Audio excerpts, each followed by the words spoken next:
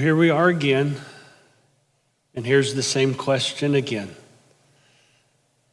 How are things with your soul? It's the question we've been asking ourselves again and again each week in this sermon series. How are things with your soul? And I've been loving the responses that I'm getting and the questions, the interactions I'm getting with people because it's working.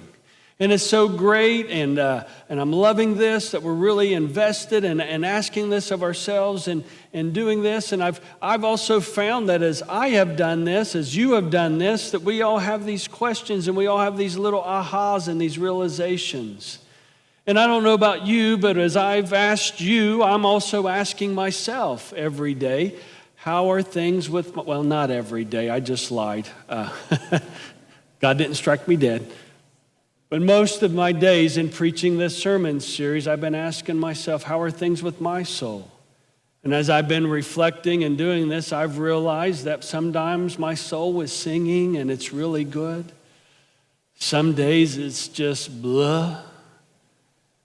And some days it's a struggle where I'm just trying to put one foot in front of the other until that day ends.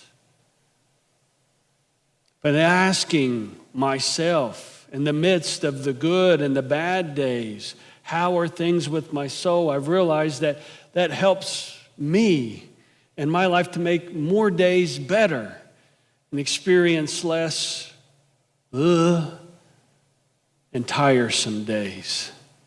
And also as I've realized and reflected on this, that when we ask ourselves and ask each other of this, it's not just doing something that we do as Methodists, because remember we said that at Methodist, at its height, it was the best, and we grew very well because we would ask this of each other in these small groups. And asking this not out of tradition, but out of real questioning, asking this of ourselves and others. Well, in doing this, we are living out the greatest commandment. The greatest commandment that God says to us, both in the Old Testament and Jesus says in the New Testament, you shall love the Lord your God with all your heart, with all your soul, and with all your might, and your neighbor as yourself. When we ask this of ourselves and of our neighbors, really genuinely asking this, well, we're loving them. We're concerned about them, not just their aches and pains and their voting preferences, but what's really going on inside of someone. That is showing true love, true compassion, true concern. And when we ask this of ourselves, we're showing ourselves that we love ourselves because we dare to ask us this question. And in doing this and doing this soul work, well, then we just can't help. It's an outflow of loving God with all our heart, mind, body, and soul. So how are things with your soul? We're also asking this question because we're in a sermon series about the stages of faith, about the condition of our soul. And the hope and the question, the hope and the intention of this sermon series is that in asking ourselves, how are things with our soul, asking others, that we're starting to reflect on our faith and we reflect where we are in our faith, because we all have stages of faith in our faith development. And these stages of faith are very similar to how we develop as human beings. They're like on a parallel, they can be on a parallel track. Just like we develop and we grow and we change from being birthed by our moms all the way through adolescence, through the teenage years, early adult years, when your prefrontal cortex is being developed, into the mid-age until later on in life. We all go through these developments. But unlike that human development that we have no choice, I guess, but to develop with age, because the time doesn't stop for any of us, right? Time keeps on going. We grow no matter, we have birthdays no matter how many times we don't want to have a birthday. We can't help that growth, but we can help our spiritual growth. We can also be stunted in our spiritual growth. And we can also go backwards in our spiritual growth. And so as we've been looking at these parallels of human development and faith development, we're asking ourselves, how are things with our soul? But also asking, where are we in our faith walk? What stage are we in?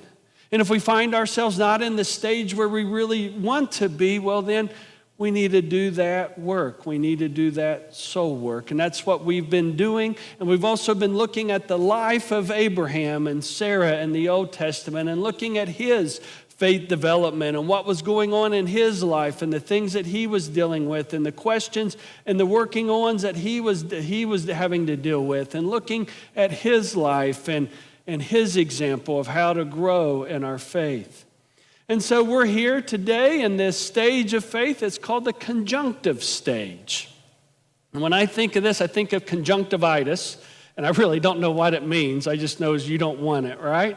But I think conjunctive faith. And what this is like a conjunction that joins two parts of a sentence. It's like a both and an and. It's this and that. It's both this and it's both that. And this stage, this conjunctive stage in our human development is like the midlife. Those people in their 40s and 50s. Like me, your pastor, this stage in life.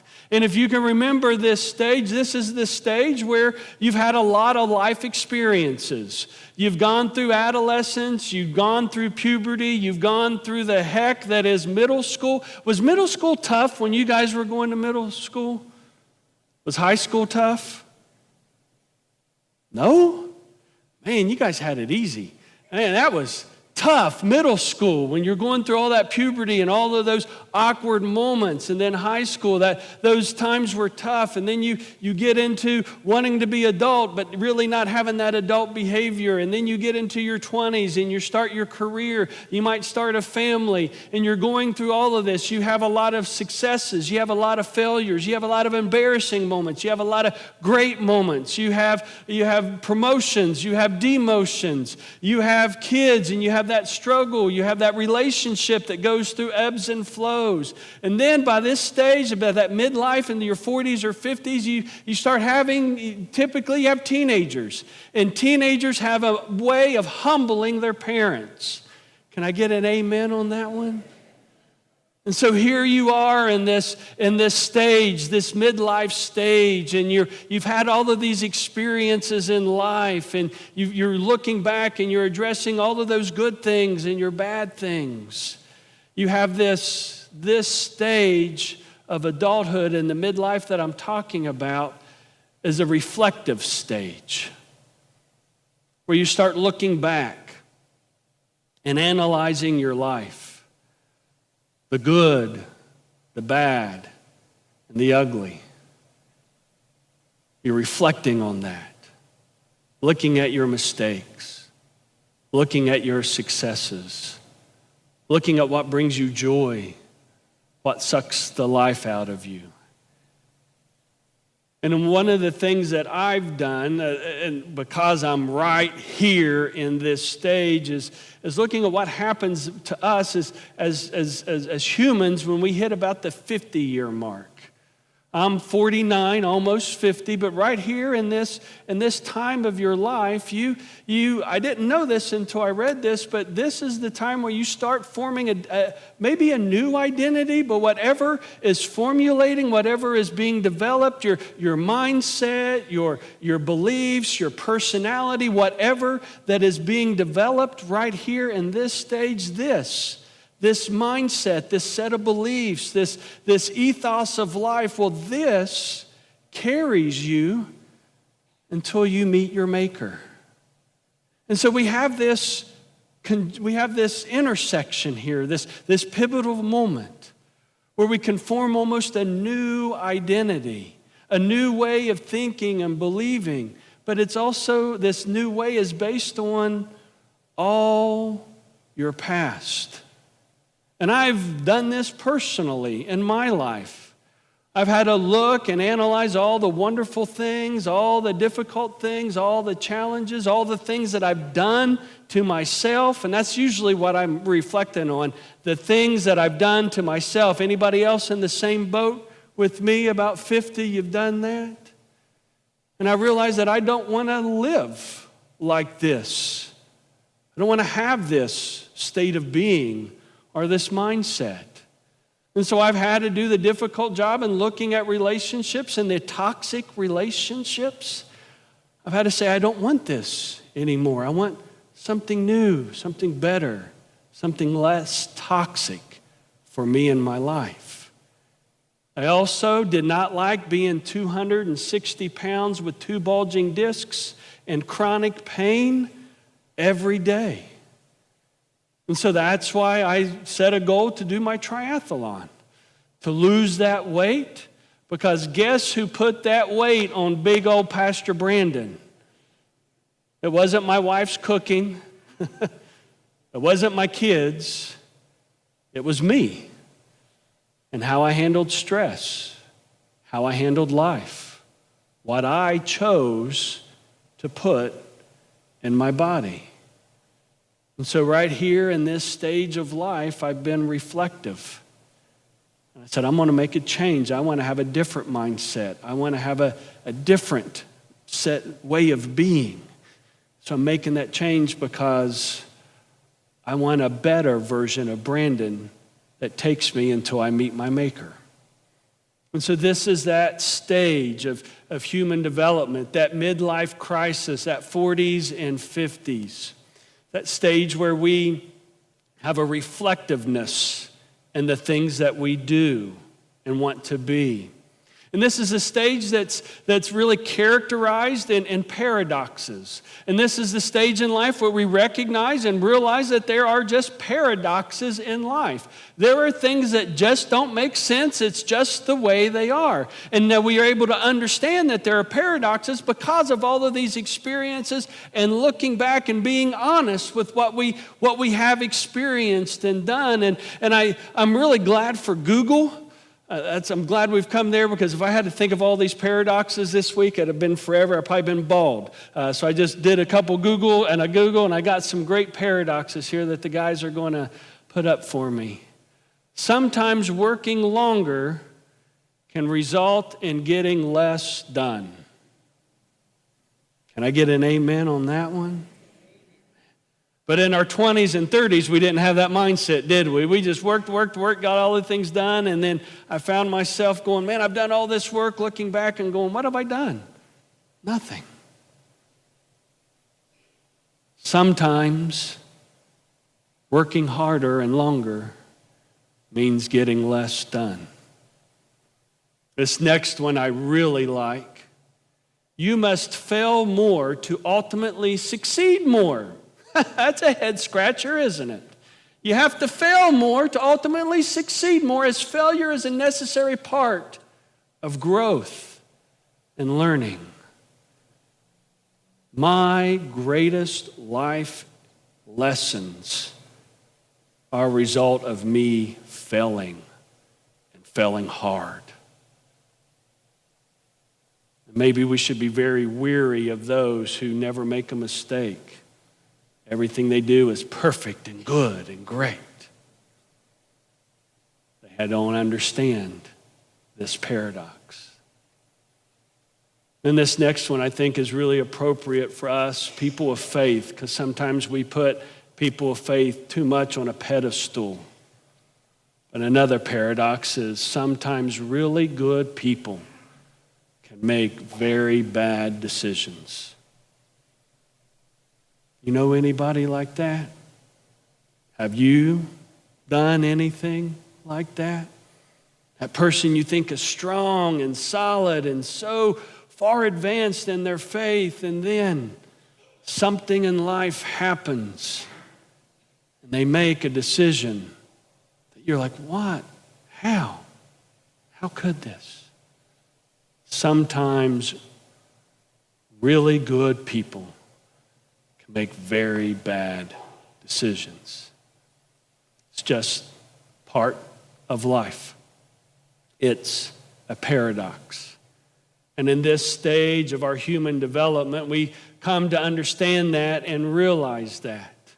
And then we also see this in this stage, this conjunctive stage in faith. It's a stage in faith where we have gone through all of these experiences. Remember the stages 1 and 2 and 3 and 4 and 5 about how we're identified with a certain faith. We grew up in a certain church, a certain way of doing things, and we thought this was the right way. And then we try to start going, realizing, oh, there's a different way of doing something. And then we try to do that different way, and then we're like, oh, I don't like that different way. And then we all of a sudden get accustomed to being in different things and realize the value of different things. And then we start having more relationships. And then we get to this stage in faith. And this stage in faith is really to mark that we really see that there are a lot of paradoxes in life, but there's also a multidimensional aspect to faith. There's a multi-dimensional aspect of faith. And then also in this stage of faith, we're able to really embrace the mysteries of our faith. This stage of faith is realizing that there are so many different ways to express our faith.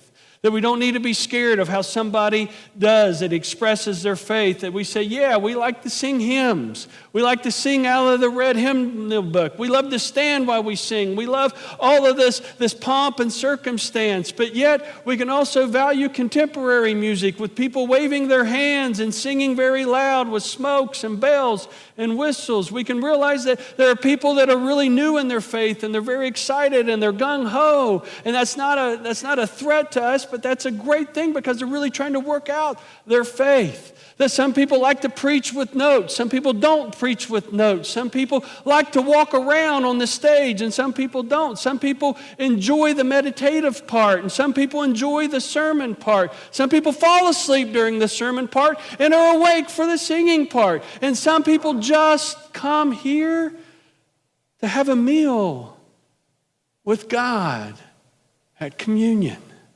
And some people come to church and they worship by serving others, by welcoming them, by preparing food for them, by service. And we realize that this diversity, all of these things that are done differently, they're not just wrong, they're different expressions. It's the multidimensional aspect of being a Christian and worshiping with a bunch of different people who have different ideas, who have different tastes, who have different preferences. And the main thing, the most important thing is that we all come together in any way that we want, any way that is relevant and good for us. As long as we come here to worship this mysterious and loving God, the God we can't put in a box, the God whose ways are above our ways. This stage of faith is a lot like let go and let God. And as you let go, you're not trying to grab for control like you were before, but you truly let go. And this letting go gives you a joy, a freedom, and a peace, because you know what grounds you in your faith. You know what makes your soul sing. You know what makes your soul happy. You know what feeds your soul, and because you are grounded and because you are at peace, you can worship with all the different expressions that are out there. That's this stage of faith. Where are you? You know, most Christians are in stage 2 and stage 3, where you're scared of anything different because you think it's wrong. There is concern. There's concern for our nation. And believe me, I'm concerned as well. But I'm also maybe even more concerned about the state of our churches And it's not just Methodist churches. It's churches all around America. And I'm concerned because most Christians are in stage 2 and 3, and what I've realized is that most Christians, most parishioners, because they're in stage 2 and stage 3, they've not been able to embrace this paradox that we have as believers. And you know what this paradox is? The church exists solely. The church exists solely for those not already in church. The church, we here gathered together, we're here, we're in existence solely, only because for the care and the welfare for those not here with us. To be the church means to go outside of these walls, to invite people in, to bring them in all their diversity and everything and all their different tastes and flavors, to bring them in so that they can encounter this mysterious and wonderful, loving God that we all know. That's our job. And what happens is we get caught up in these petty little stupid fights about how to worship right, how to do church right, because we're threatened of anything different. And what it has resulted in is most churches becoming one-generational churches. Only one generation of people are attending church. And in most churches, it's just like you, baby boomers.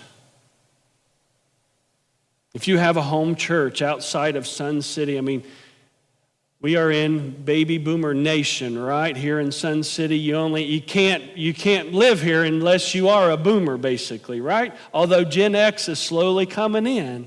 Beware. Nobody sees us coming.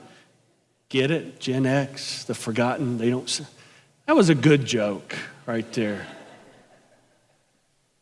But if you go home to your home church, where you probably grew up with all the generations, where there are infants, youth group, young people bringing their infants there, old people, your age, all these different generations.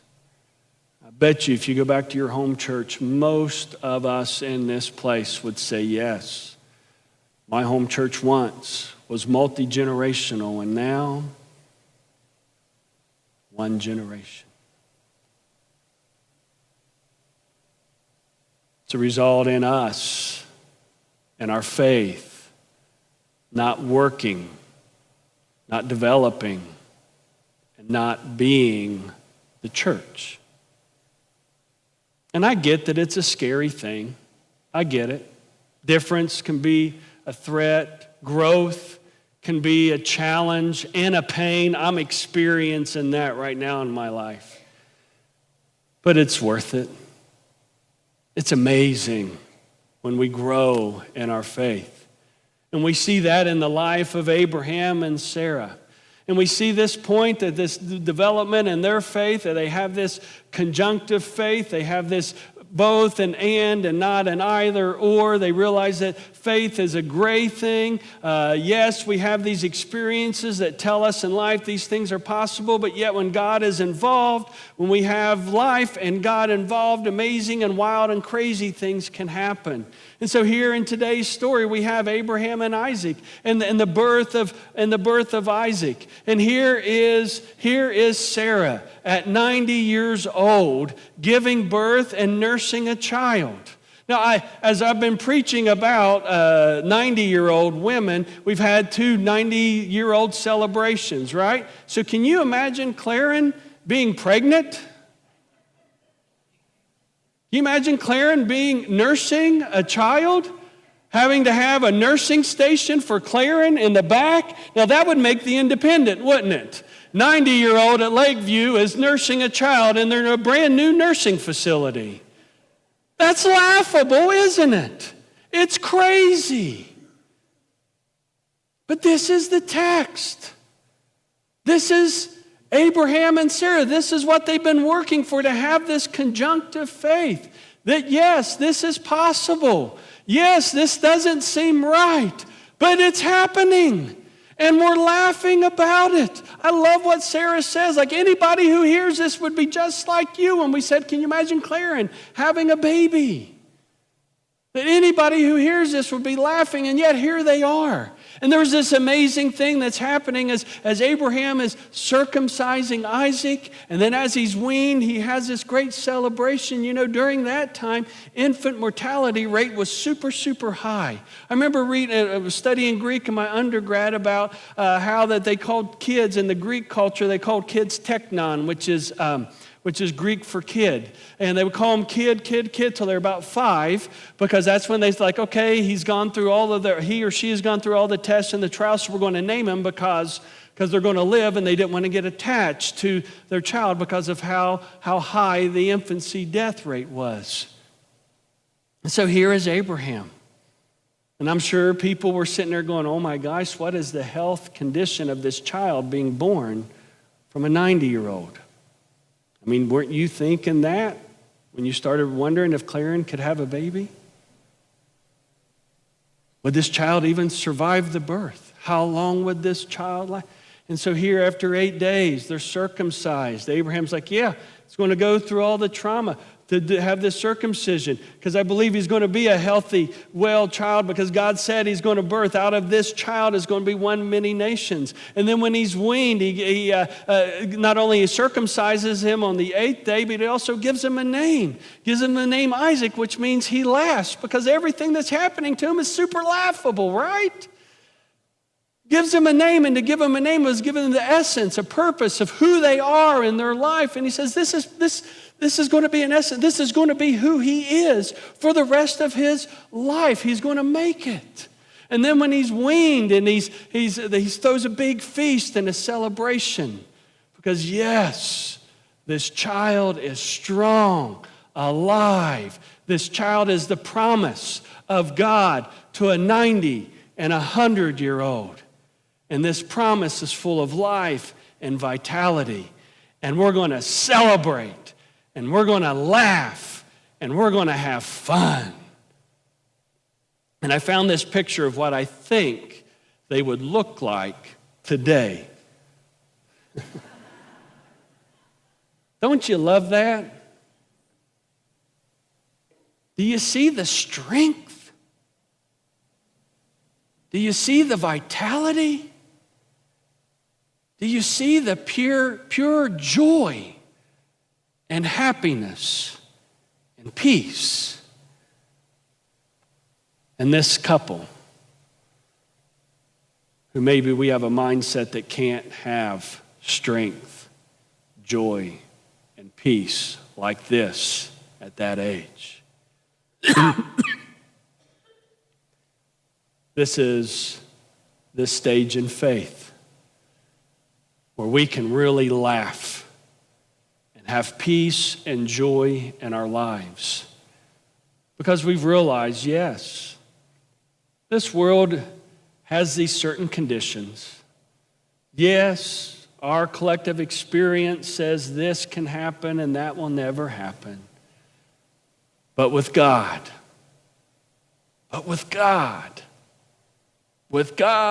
in my life, and my faith and trust and hope in this mysterious and loving God,